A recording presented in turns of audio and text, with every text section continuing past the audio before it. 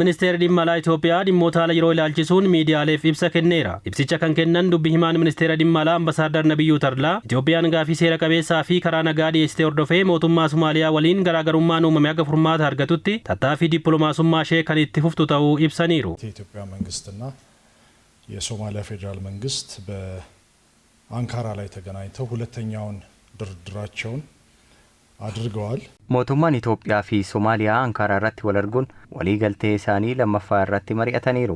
Marii gamlamee kana irratti ministeerri dhimma alaa Ambaasaaddaar Taayyee Asqasillaaseen kan durfamu jilli Itoophiyaa bakka bu'ee hirmaataniiru. Marii taasifameen booda ibsaa ministeerri dhimma alaa kenneen mootummaan Turkiyyee dhimma biyyoota lameenii abbummaan fudhatanii biyyoota lameen walii galchisiisuu abbummaan kan hojjetu ta'uutu himame. Keessattuu dhimma itti fayyadama ulaa galaanaa irratti mariidhaan kan walii galamu ta'uun ibsameera. Kanaaf Itoophiyaan gaaffii karaa nagaa fi seera qabeessaan karra galaanaa amansiisaa argachuuf tattaaffii dippiloomaasummaa eegalte cimsitee kan itti fuftu ta'uu hubatamuu qaba. Tibban haala yeroo Libaanositti mul'achaa jiru ilaalchisee nageenyummaa lammiilee Itoophiyaa achi jiraataniif yaaddoo kan hin uumne ta'uu kan ibsan Ambasaaddar Nabiyyuun koreen dhimma kana itti dhiyeenyaan hordofuu fi dhimmichi lammiilee keenya yaaddoof kan saaxilu yoo ta'e tarkaanfii hatattamaa fudhatu qoonsilaa Beerut jiru waliin hundaa'uun hojiitti galuus ibsaniiru. ሰሞኑን በሊባኖስ የተፈጠረው የደህንነት ስጋት ወደ ባሰ ቀውስ የሚሸጋገር ከሆነ yaaddoo nageenyaa torbeewwan darban Libaanos keessatti uumame fiixee hin taanetti kan deemu yoo ta'e ministeerri dhimma alaa qoonsilaa Itoophiyaa Beerutitti argamu waliin ta'uun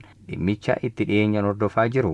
Rakkoo kana hordofuu bira darbee alichi kallattii hin malletti adeemaa jira yoo ta'e koree yeroodhaaf dhimma kana hordofuu hundaa'ee hojjechaa jira. Libaanos keessa lammiilee Itoophiyaa 100,000 fi 50,000 oltu jiraatu jedhamee yaadamaa jira.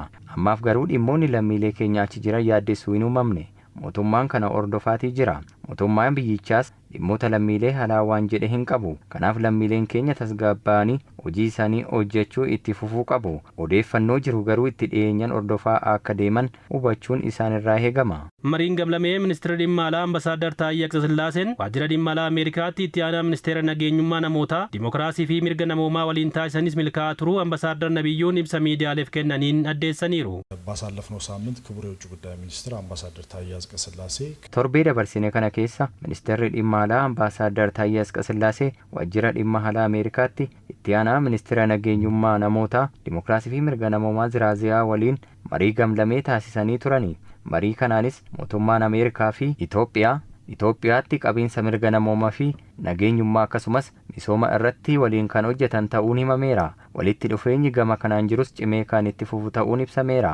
Dhimmoota naannawa keessattuu dhimma Somaaliyaa fi Suudaan irratti waliin kan hojjetan ta'uun hubatameera. Gama biraan mootummaan Ameerikaa riiformii diinagdee gooroo Itoophiyaan eegalte kan deeggaru ta'uu marii kana irratti bal'inaan dhiyaatee mari'atameera. Guyyaa kaleessaas marii ministeera deetan dhimma alaa Ambasaaddar Misgaanuu Argaa dhaabbata qonnaa addunyaatti itti gaafatamaa damee diinagdee Dr. Maaskim Tereeroo waliin taasisanii sochii qonnaa Itoophiyaa ammayyeessuu fi wabii midhaan nyaataan of danda'uuf taasifamaa jiru keessatti abdii qabeessa ta'uu Ambasaaddar Nabiyyuun himaniiru. አምባሳደር ምስጋኑ አርጋ በትናንትናው ዕለት ከዓለም አቀፉ የእርሻ ድርጅት ፋኦ Ambaasaaddaar Misgaanuu Argaa guyyaa kaleessaa dhaabbata qonnaa addunyaa faa'otti itti gaafatamaa diinagdee Dr. Maaksim Tereeroo waliin dhimma misooma qonna Itoophiyaa irratti mari'ataniiru. Damee qonna biyyattii akkaataa ammayyeessuun danda'amuu fi Itoophiyaan wabii midhaan nyaataan of danda'uuf sochii taasisaa jirtu irratti marii bal'aa gaggeessaniiru. Deeggarsaa fi tumsaa dhaabbatichi damee qonnaa Itoophiyaaf taasisuu danda'u irrattis mari'atameera. Walumaa gala mariin ture abdachiisaadha.